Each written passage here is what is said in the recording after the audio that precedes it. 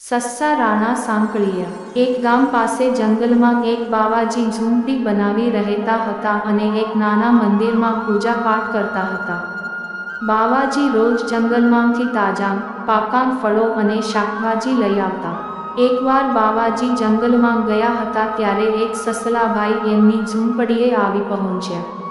તાજા પાકા ફળો શાકભાજી જોઈને સસ્સાભાઈ તો રાજી થઈ ગયા। એ તો બાવાજીની ઝૂંપડીમાં ઘૂસી ગયા અને અંદરથી બારણું બંધ કરી દીધું। પછી નિરાંતે ફળો અને શાકભાજી ખાવા લાગ્યા। થોડી વારે બાવાજી આવ્યા તો એમણે જોયું કે ઝૂંપડીનું બારણું બંધ છે। બાવાજીએ વિચાર્યું કે અહીં જંગલમાં એમની ઝૂંપડીમાં કોણ ઘૂસી ગયું હશે। એમણે બારણું ખટખટાવી પૂછ્યું, ભાઈ, અંદર કોણ છે?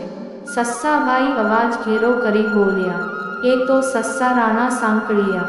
ડાબે પગે ડામ, ભાગ બાવા નહીંતર તારી કુંડી તોડી નાખું। બાવાજી તો ગભરાઈ ગયા અને જાય ભાગ્યા ગામની। ગામ પાસેના ખેતરના ખેડૂત પટેલ સામે મળ્યા। પટેલે બાવાજીને પૂછ્યું, બાવાજી, આમ ગભરાયેલા કેમ છો? કેમ ભાગો છો? બાવાજીએ પટેલને સસ્સા રાણા વાળી વાત કરી।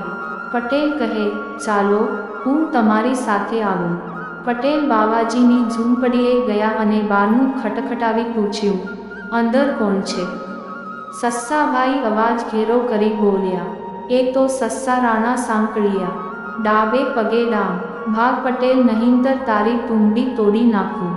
પટેલે આવું કૌતુક ક્યારેય નહોતું જોયું એટલે એ પણ ગભરાયા અને ભાગ્યા।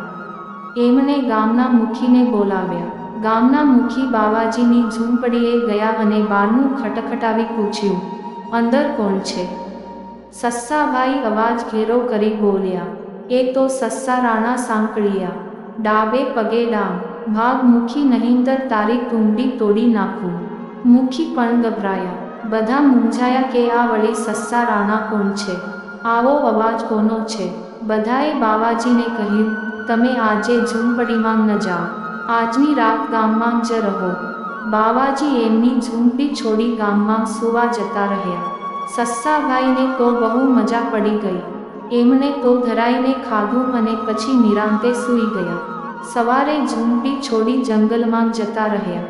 આ વાતની શિયાળભાઈને ખબર પડી। એકવાર બાવાજી બહાર ગયા હતા ત્યારે શિયાળભાઈ એમની ઝૂંપડીમાં ઘૂસી ગયા। બાવાજીએ આવીને જોયું કે ફરી વાર કોઈ ઝૂંપડીમાં ઘૂસી ગયું છે। બાવાજીએ પટેલને અને મુખીને બોલાવ્યા। બધાએ બારણું ખટખટાવી પૂછ્યું, અંદર કોણ છે?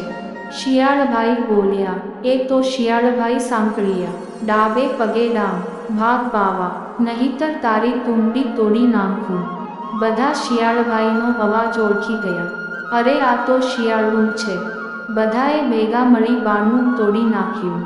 અંદર જઈ શિયાળને બરાબરનો મેથી પાક આપ્યો। શિયાળભાઈ તો જાય ભાગ્યા જંગલમાં। હજી સુધી શિયાળભાઈને એ નથી સમજાયું કે સસ્સાભાઈ કેમ ન પકડાયા અને પોતે કેમ ઓળખાઈ ગયા।